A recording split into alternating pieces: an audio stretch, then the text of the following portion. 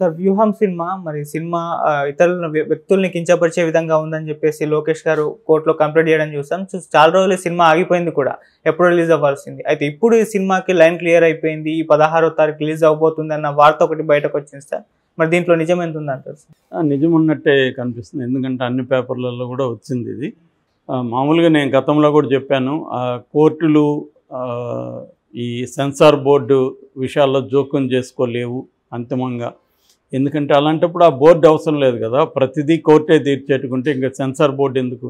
Censor board పెట్టిందే ఆ cinema కొన్ని రూల్స్, కోడ్ ఆఫ్ కాండక్ట్ ఇవన్నీ పెట్టి దీనికి అనుగుణంగా ఆ సినిమా ఉందా లేదా, వైలెన్స్ పాళ్ళు ఏముంది, ఎవరినైనా కించపరుస్తున్నారా, ఇవన్నీ చూసి సెన్సార్ బోర్డు సర్టిఫికేట్ ఇస్తుంది. ఒకసారి సర్టిఫికేట్ ఇచ్చిన తర్వాత కోర్టులు ఆపేయడం మొదలు పెడితే ప్రతి సినిమా మీద ప్రతి ఒక్కరూ కోర్టుల్లోనే కేసులు వేస్తారు. ఎందుకంటే ప్రతి సినిమా వల్ల ఎవరో ఒకరికి హర్ట్ అవుతూనే ఉంటారు. మనం చూస్తున్నాం ఈ మధ్యకాలంలో మనోభావాలు అనే ఒక అంశం అంత కామెడీ ఇంకోటి లేదు. ప్రతి దాంట్లో ఎవడో ఒక మనోభావాలు దెబ్బతింటూనే ఉంటాయి.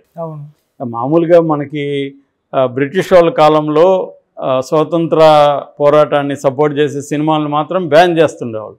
ఆ తర్వాత కాలంలో మనం 70s 80s ఆ ప్రాంతంలో చూస్తే ఫర్ ఎగ్జాంపుల్ ప్రతి సినిమాలో బ్రాహ్మణుల్ని కరణం అనేవాళ్ళు, వీళ్ళిద్దరిని భయంకరంగా జోకర్స్గా విలన్స్గా పెట్టి తీసేవాళ్ళు అప్పట్లో. మరి ఆ సెక్షన్స్ ఏవి కోర్టులకు వెళ్ళలేదు, మా సినిమాలను ఆపేయండి అని చేయలేదు. అట్లాగే దళితుల్ని విలన్స్గా చూపించడం, అంబేద్కర్ విగ్రహం దగ్గర కాలనీలో విలన్స్ ఉంటారు, నల్లగా ఉంటారు విలన్స్, హీరోలు తెల్లగా ఉంటారు, ఇలాంటి అనేక రకాల ఇవి చేశారు. అప్పుడు కూడా దాని మీద కొంతమంది అభ్యంతరం చెప్తూ రాశారు, కానీ సినిమాలని బ్యాన్ చేయమనం ఇంకోటో గొడవలు చేయలేదు. ఇది ఇప్పుడు ఏమైందంటే అక్రాస్ అందరికీ వ్యాపించింది జబ్బు. ఇట్లా దళిత సంఘాలు ఇదే పనిలో ఉన్నాయి, బీసీ సంఘాలు ఉన్నాయి, అప్పర్ కాస్ట్లు ఉన్నాయి. అందరూ కూడా ఇవాళ వాళ్ళ మనోభావాలు దెబ్బతింటున్నాయి, సినిమాలను ఆపేయమని గొడవలు చేస్తున్నారు. నిజానికి రాజకీయంగా భయంకరంగా బూతులు తిట్టుకుంటున్నారు, ఇంతకంటే ఘోరంగా మాట్లాడుతున్నారు. కానీ అందులో 10% కూడా లేకుండా సినిమాలు తీస్తే సినిమాల మీద పడుతున్నారు. ఎందుకంటే సినిమా అనేది పబ్లిసిటీ కాబట్టి వీళ్ళకి కూడా పబ్లిసిటీ వస్తుంది. ఇక వ్యూహం విషయానికి వస్తే, వ్యూహం నేను మొదటి నుంచి చెప్తున్నాను, వ్యూహం అనేది ఒక సినిమా, అది అతనికి నచ్చిన సినిమా తను తీసుకున్నాడు. నచ్చకపోతే మీరు కూడా సినిమా తీసుకోండి, మీరు కూడా రామ్ గోపాల్ వర్మ సినిమా తీయండి, లేదా ధర్నాలు చేయండి, రాస్తారోకోలు చేయండి, ప్రజాస్వామ్యతంగా దాన్ని మీ వ్యతిరేకత తెలియజేయండి. కానీ దాన్ని బ్యాన్ చేసే కల్చర్కి వెళ్తే అది దారుణమైన విషయం. ఇప్పుడు నేను కంపేర్ చేసి కూడా చెప్పాను, మన రాజధాని ఫైల్స్ వచ్చింది, అందులో కంప్లీట్గా జగన్కి యాంటీగా ఉంది. వాళ్ళు నిజంగా వాళ్ళు రాజధాని సమస్యలు చెప్పుకోవాలంటే దానికి పరిమితం అవ్వాలి. జగన్ వివేకానంద రెడ్డిని అతనే చంపాడని గొడ్డలు చూపించి అవన్నీ చేయాల్సిన అవసరం ఉంది. జగన్ ప్రజల్ని వాళ్ళని కష్టాల్లో సుఖాల్లో ఉంచి వాళ్ళని మభ్యపెట్టి పడుకోబెట్టాలని, అంటే ప్రజా పథకాల్ని విమర్శిస్తూ ఇవన్నీ చేయాల్సిన అవసరం ఉంది ఆ సినిమాలో. అంటే క్లియర్గా అది తెలుగుదేశం సపోర్ట్ చేసే సినిమా, మరి అది వచ్చినప్పుడు వ్యూహం ఎందుకు రాకూడదు? కాబట్టి ఇక్కడ ఏంటంటే వ్యూహము రావాలి, అది రాజధాని ఫైల్స్ రావాలి, అన్ని సినిమాలు వాళ్ళ ఇప్పుడు రాజధాని ఫైల్స్లో ఉన్న అంశాలు ఆల్రెడీ పొలిటికల్గా ఎప్పటి నుంచో బయటే కదా ఉన్నాయి.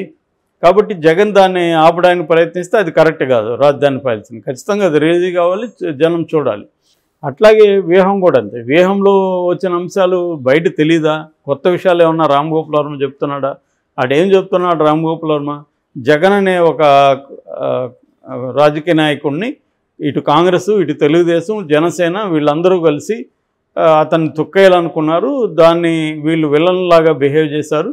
అతను హీరోలాగా తను వీళ్ళందరినీ ఢీకొని నిలబడి అధికారంలోకి వచ్చాడు అనేది నెరేటివే కదా చెప్తున్నాడు.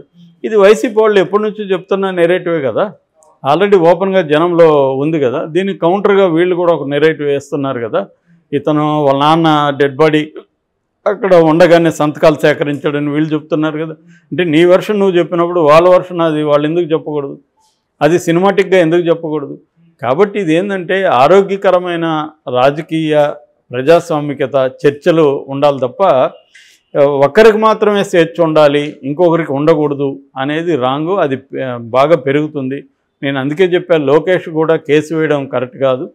దాని బదులు లోకేష్ రామ్ గోపాల్ వర్మ జగన్ మీద తను సినిమాలు ప్రొడ్యూస్ చేయొచ్చు, తను సినిమాలు చేయొచ్చు, తన అభిప్రాయాలు ఈ సినిమా మీద తన అభిప్రాయాలు చెప్పొచ్చు, ఈ సినిమాను బేస్ చేసుకొని రాష్ట్ర వ్యాప్త నిరసన కార్యక్రమాలకు పిలిపివ్వచ్చు. అలాంటివి అనేక మెథడ్స్ ప్రజాస్వామ్యతంగా ఉన్నాయి.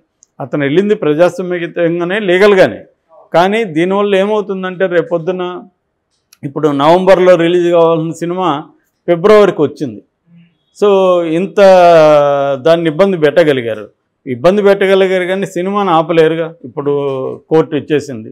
అంటే హైకోర్టు కూడా సింగిల్ జడ్జి ఏం చెప్పారు, మేము దీన్ని ఏమి తేల్చలేము, మళ్ళీ ఒకసారి సెన్సార్ బోర్డే దీన్ని చూడమన్నారు. సెన్సార్ బోర్డు నేను ఇంతకుముందే చెప్పా, ఫస్ట్ ఇచ్చిన అతను వెర్డిక్ట్ సర్టిఫికేట్ ఏదో ఉంటుందో అది తప్పని సెన్సార్ బోర్డు ఎలా చెప్తుంది?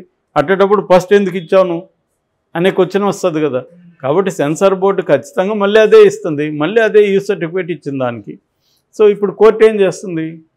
కోర్టు మహా అంటే ఇంకోసారి చూడమంటుంది. చూసాము, మాకు అబ్జెక్షన్ ఏం లేదు, ఇస్తామంటుంది. ఇచ్చిన కోర్టు ఇప్పుడు ఆపేయమనింది అనుకో, వీళ్ళు మళ్ళీ సుప్రీంకోర్టుకి వెళ్తారు. రేపొద్దున అట్లాగే రేపు దాని మీద ఒక 10 మంది పిటిషన్లు వేస్తారు రాజధాని ఫైల్స్ మీద వైసీపీ నుంచి. సో కోర్టులు సినిమాల విషయంలోకి వెళ్తే మాత్రం కోర్టులకు కూడా తలనొప్పి. ఎందుకంటే ప్రతి ఒక్కడు వెళ్తాడు, సంవత్సరానికి 1000 సినిమాలు రిలీజ్ అవుతుంటాయి, 500 సినిమాల మీద కేసులు వేశారనుకో, కోర్టులకి పని పట్టలేదా ఈ సినిమాల గురించి మాట్లాడడానికి?